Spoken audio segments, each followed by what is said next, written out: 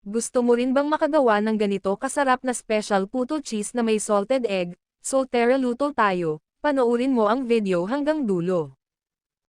Haluin lang natin ang 1 1/2 cup ng all-purpose flour, 1 1/2 tablespoon ng baking powder, kaunting asin pambalanse, 2 sachet ng milk powder, yung 33 grams any brand, then mag-add ng 3/4 to 1 cup na sugar, depend sa tamis na gusto nyo, yung nilagay ko ay 3/4 cup. Then mix lang ang dry ingredients, maglagay ng hole sa gitna, tsaka mag-add ng 1 medium size ng egg, 1/4 cup ng melted margarine or butter at ng 1 teaspoon ng vanilla. Haluin ito, tsaka mag-add ng pakonti-konting water para matensya ang lapot ng mixture, bali 1 1/4 cup na water ang nailagay ko, wag itong i-overmix, okay lang kahit may buo-buo pa itong harina.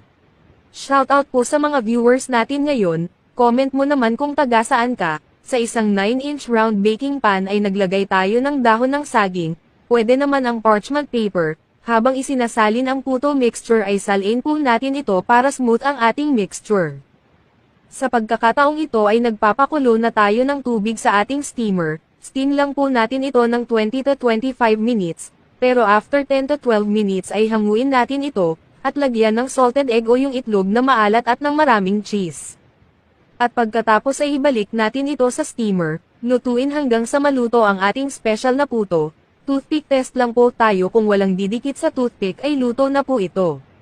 Palamigan bago i-unmold, alam nyo ba pwede nyo rin po itong gawing negosyo. At para mas madali nyo po itong masundan, ilalagay ko na lang ang recipe sa dulo ng ating video. Thank you for watching. Please don't forget to like, follow, and share.